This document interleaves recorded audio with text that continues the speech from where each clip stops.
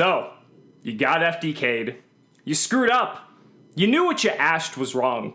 Question is, what are you gonna side to make things right? As someone who's been playing Yu-Gi-Oh! For 65 years, the only way to really be cool is to spread awareness so it doesn't happen again.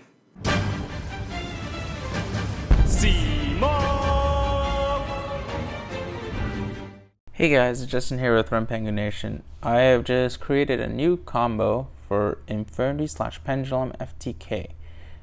This FTK is very consistent, just as consistent as probably the old FTKs that we just had in the past format before the Banlist.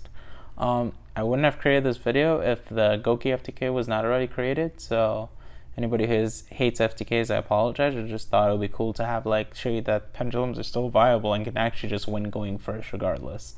And it also features some old school cards like Infernity. Now for this combo, it's a very consistent deck, so you're playing pendulums. So the main basis of this combo is you just need to be able to get to Beatrice and then make a Firewall and a Nightmare Goblin with no cards in hand at the very end. It sounds complicated, but it's easier said than done because you're playing pendulums, so your entire hand will get dumped onto the board. To make Beatrices, you usually have Jackal Kings, Oath Dragons, and Chronograph Sorcerers, all which can be sent with Electromite. So I'm just going to show with just 3 cards alone. And we could even say that we have our 2 random cards, just 2 Duelist Alliance, not even Pendulum monsters to get Pendulum Summon.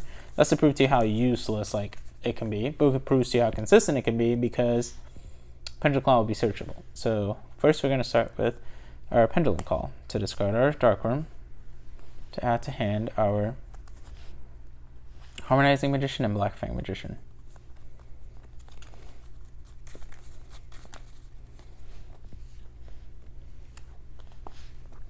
Then we're going to use Dark Worm's ability to special summon himself to add to hand 0 scale.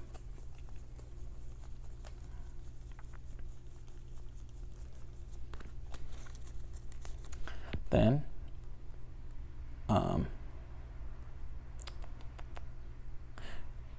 we are going to normal summon our random pendulum that we had. It can be normal summon. Could also be Chronograph Sorcerer to pop himself. Doesn't matter. Cerberus to special summon himself by popping Jackal. Same thing. Make Electromite. We're going to use Electromite's effect here. Send to the deck level 6, which in this instance will just be Jackal King. He's a generic good one because of his monster effect negation, and he's just a good one to have on the board versus Trickstars and other decks like that.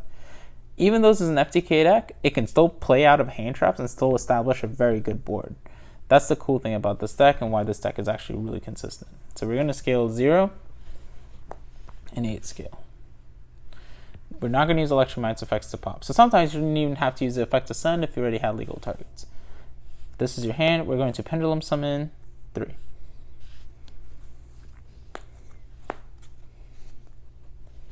We're going to special off of our Harmonizing Magician, just say a Poison Magician. Then we're going to link away these 2. The Poison will get banished, obviously, to make an Electromite. This Electromite's effect is going to trigger to send to extra deck or Chronograph Sorcerer. As I said, if you had other monsters, you can just pitch them, it doesn't matter. Now we're going to pop with Electromite. Tied to hand Chronograph Sorcerer. Chainlink 2, effective Chronograph Sorcerer to special summon. Chainlink 1, draw card. So we just drew another Chronograph Sorcerer. This is irrelevant. Gonna make a Beatrice here. You use Beatrice's effect to send to graveyard our starter of the Infernity combo, which is Infernity Archfiend. The other Infernity decks I saw only used Curious, which I think is incorrect, because Curious requires 3 monsters to make. Beatrice only requires 2, and we get to play Pendulum cards, which makes our deck more consistent in general. So this is our board. I'm just going to scale our Chronograph to dump our hand and set our 2 Duelist Alliance. Now we have 0 cards in hand, which is what we want to be able to trigger our effects. We're going to send this off and this off to make Nightmare Goblin. Now, say, for instance, we drew a card that we couldn't get rid of at all. We could just use Nightmare Goblin to pitch it. So this is the beauty of it, complementing the Electromite draw, because Nightmare Goblin can just pitch the card. But for this instance, I'm showing you that we don't even need to use Nightmare Goblin's effect because it's going to be irrelevant. So then we're going to link away these 2 into Firewall Dragon. Firewall Dragon's effect's gonna trigger to bounce the hand. Our ignorant card, our Infernity Archfiend. Then this is your hand now. That's the only card in your hand. You're gonna link away the Goblin into Mermaid. Firewall's gonna trigger to special summon. You're gonna special summon Archfiend. Archfiend's effect's gonna trigger, and you're gonna add to hand Necromancer. Then you're gonna link away these two and to Nightmare Phoenix. Firewall's effect's gonna trigger, special summon our Necromancer. Necromancer's effect's gonna trigger, special summon now Archfiend. Archfiend's effect's gonna trigger to add to hand another Necromancer. You're gonna link away Archfiend and Phoenix into Unicorn.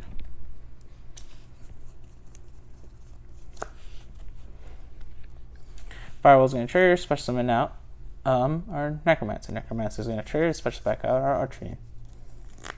Archfiend's gonna trigger here to add our Infernity Mirage. People like to ask me what happens if you hard draw Mirage. Well, you can just allure this guy away, make Leviator later on in the combo, or you can just simply normal summon him or pendulum summon him because he's at level 1 and 0 scale is a 0 scale. So he's actually pendable. It's not even that bad to even open him. If you open a Necromancer ever, you can just pendulum summon out Necromancer in the combo, and you don't even have to use the Firewall to bounce the Archfiend because Necromancer will bring it back. And that way you have a Firewall bounce though. So the only card in your hand right now is a Mirage. You're going to overlay these two cards into MX Saber Invoker. Going to use Invoker's effect to special summon our win condition, which is going to be Amazoness Archer. Then you're going to use Amazoness Archer's effect to send off Invoker and Archfiend to burn for 1200. I'm going to use this die to keep track of how many times I'm going to burn my opponent. Once I'm finished with the die, once it hits 7, that'll be 8400 points of damage, which is game. So I burned them one time. Firewall's going to trigger, special summon out a Mirage. Mirage effect's going to trigger, treat itself, special summon out 2 Necromancers. Necromancer 1's going to use this effect, special summon out for the Archfiend. Archfiend's effect's going to trigger to add to our hand for a new launcher. I'm going to set our launcher. Yes, our backer is full, but as I said, you can just pitch random cards out of your hand with the Nightmare cards when you had needed to get rid of cards. We could have used Unicorn's effect like at some point if we wanted to. Like we had ways to dump our hand. Mainly Goblin was the main way to dump our hand, so our backer would never be full. So now we're going to burn a second time. Then we use Necromancer again to bring back Archfiend. Archfiend is not going to trigger. Then we're going to use Archer again for a third time. This is burning for 3 times. Then we're going to use Infernity Launcher. Launcher's effect is going to trigger to special summon back out 2 Necromancers. Necromancer 1 is going to use this effect. Special summon Archfiend. Burn again. Now we're at 4. So they've taken 4800 points of damage. Necromancer is going to trigger here. Special summon out Archfiend. Archfiend is going to use its effect now. You have to only use it on the last special summon because you cannot afford to have cards in your hand to trigger the Infernity effects.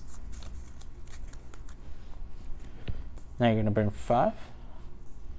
Firewall is going to trigger, just special summon Necromancer. Necromancer is going to trigger, just special summon out Archfiend. Then you're going to pop for 6. And then 7 with the Archer, and that's game. This FTK is very, very, very consistent. As I said, if you open your Archfiend, you literally don't even have to make Beatrice, because then you could just pendulum summon and trigger the effect to get the Necromancer pieces. If you open out Necromancer, you don't have to use the Firewall effect to bounce the Archfiend, because then you could just special it out of your grave. If you open Mirage, you can normal or pendulum summon it to get it out of your hand. If you open Amazoness Archer, you don't have to make Invoker. It's just like any FTK deck, except this one, all your pieces are searchable. It does not require you to hard draw a specific piece to do the combo. Why do I say that? Is because once you can make 2 level 6s, which is very easy in this Pendulum deck because of Electromite, you have the FTK. Now, if they impermanence your Archer, you can bounce it back to your extra deck with Akashic Magician. You bounce it back to your hand with Akashic Magician, so you'd make it above here, put it back in your hand, and then your Firewall is going to get it back out. And remember, your Nightmare cards are also Fiends, and so are your Infernity cards. So that makes the Akashic able to be triggered to special summon it back at the cell. 9 out of 10 times they're going to try and hand trap you in your magician cards. So it doesn't matter, and then you can push through it, as I said, because you saw when we used the Electromites effect, we didn't even use the pop effect until later on.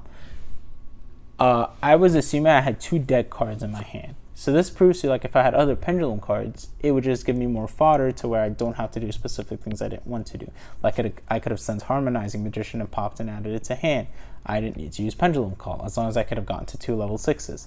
Because I would always have an extra monster, because Electromite would pop special the monster. This video is brought to you by Justin for Rampengu Nation. And I hope you guys have a fun Nationals with this FTK. Oh yeah, one more thing.